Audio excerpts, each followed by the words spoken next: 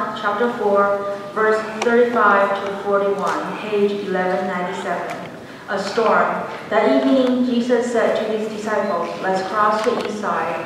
So they left the crowd, and his disciples started across the lake with him in the boat. Some other boats followed along. Suddenly, a windstorm struck the lake. Waves started splashing into the boat, and it was about to sink. Jesus was in the back of the boat with his head on the pillow, and he was asleep. His disciples woke him and said, "Teacher, don't you care that we are about to drown?" Jesus got up and ordered the wind and the waves to be quiet. The wind stopped, and everything was calm. Jesus asked his disciples, "Why were you afraid? Don't you have any faith?" Now they were more afraid than ever, and said to each other, "Who is this? Even the wind and the waves obey him." Amen.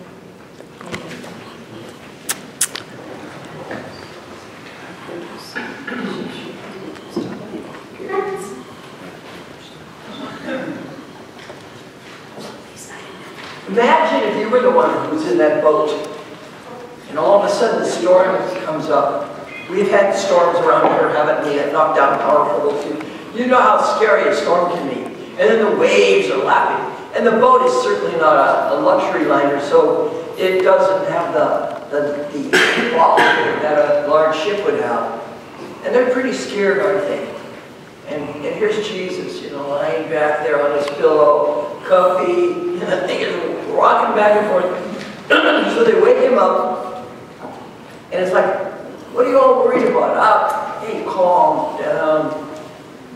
And of course the reaction is, who is this guy who can tell the wind to stop and the storm to calm down? It's like they really never realized who he was or what his mission was about. And I know to some people who aren't believers, this seems like a pretty wild story. But I knew someone personally who could do some of the same things. Many, many years ago, I used to teach at an Episcopal day school in San Pedro, St. Peter's. And St. Peter's was a church that was really struggling financially. And of course they didn't make money from the day school. That was sort of a service to the community. But the church was always lacking in funds. And Father Edwald, who was the rector of St. Peter's, had been a music professor at UCLA. And then he finally felt the call and became an Episcopal priest. And one of the ways in which the church helped itself financially was to have fundraisers. And it seemed that very often some horrible thing would come up and, you know, the fundraiser wouldn't be very successful.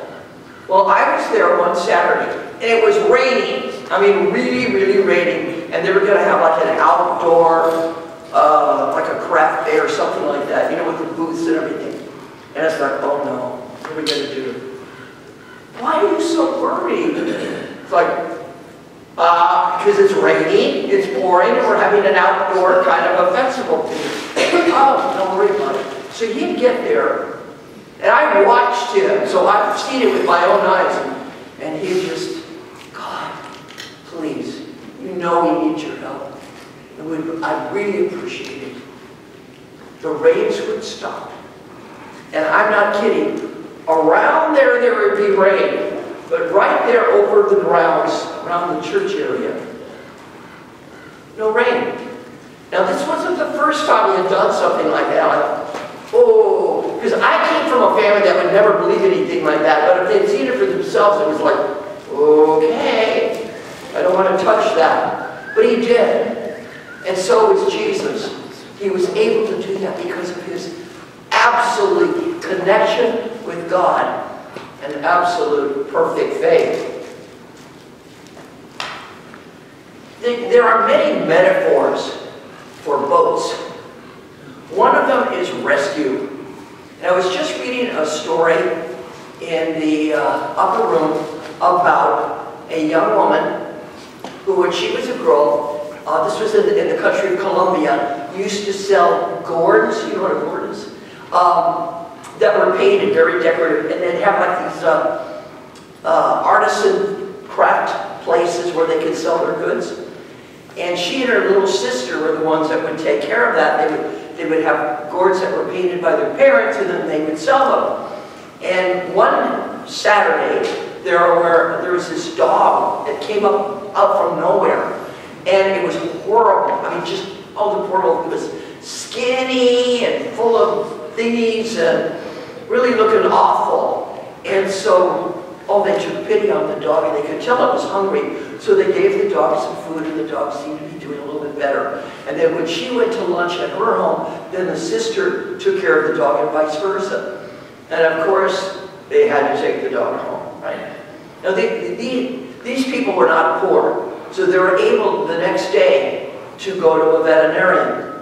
And when they went to the vet said, "Oh my gosh, if you hadn't have rescued this dog when you did, it would have been dead today." And so it had all kinds of ticks and things like that in its body, and the veterinarian took care of it. And then the dog got better, and of course the dog became one of the family members. But again, this idea of a boat being an instrument of rescue, when we rescue another person, an animal, or even trees that have been not doing too well, and that we can nurse them back to life again, it's sort of like we're in this boat of rescue, aren't we, when we do that? Boats have also been symbols of freedom. There's a young man at my high school where I teach who took a boat and was able to get over here. Not legally, of course, but his village decided that they'd pool their money together and help this boy, who was 9 years old at the time, and his mom escape from Guatemala. They lived in a village that had been absolutely devastated a couple of years before. Some kind of group came in, lined up all the men and the boys, 12 years of age and older, and just riveted them down. There were no men in the village. The women were making their money now because of the generous teaching and supplies given to them by missionaries. They were making handicrafts and selling them in other places in the world. The only boys that were left were the ones that were little and are now growing up. And this boy, they could see it, even at his young age, how bright he was. Extremely bright. And so they pooled their money together. They got the family so that they could go to Mexico. And then from there are, I don't know how many of you realize it, it's very phony. If you bribe the right people, you could probably do just about anything. And so the owner of this boat, it was like a fishing boat, but a really luxurious fishing boat, a really large one. And they traveled by night, and they entered the port of Los Angeles early in the morning, and were able to get the people who were on this boat safely ashore. And there were family members already here, so of course they had a place to live. But anyway, the boat was a symbol of freedom for this young boy.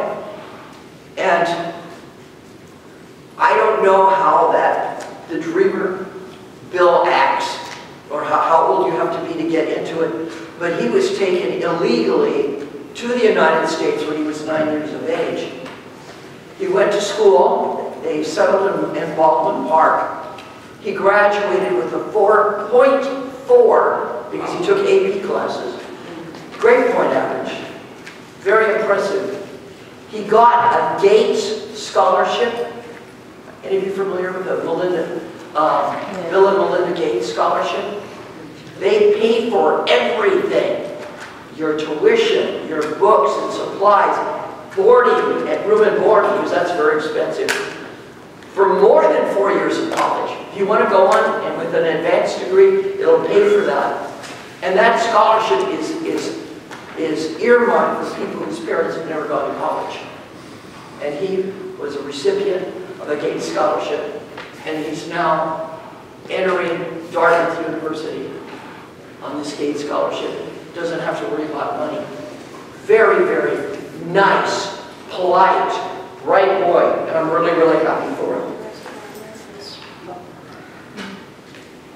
Fishing has also been a very important part of the boat, right?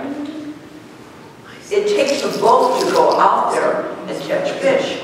And in many parts of the world, fish is the main animal product, you might call it that people use in order to survive. And it can be downright tasty too. And so that is what our fishing culture has given to us. And who were most of Jesus' followers? The disciples. They were fishermen, weren't they? Yeah, they were fishermen. But then that didn't only fish for fish. They were now fishing for people to bring them in to hear the good news. And the final metaphor I want to use is community. How often have you heard the term, we're in this boat together? But we need to widen our understanding of community. You may have seen people on television, people you've never met personally, who are really very different from you. They may be from another culture. They may be from a different religious tradition. They may think differently than you. Some of their values may be different than you. But we all have one thing in common. We're all on this boat together. We all care about our families. If we have children, we certainly don't want anything evil to happen to them, do we? We want to be loved. We want to be secure. We want to have our basic needs, not wants, but our basic needs fulfilled. We need food and water and shelter and clothing, right? And we're all in this together. And the more we see everyone throughout the world as our brothers and sisters, the more we can envision this huge boat of humanity carrying us all together, recognizing there's that one God who made it all possible. And so, in our story today, we have buddies on a boat, don't we? And then we all feel that way about each other, and that we're in this world adventure of humanity together, honoring our one awesome God. Amen. Amen.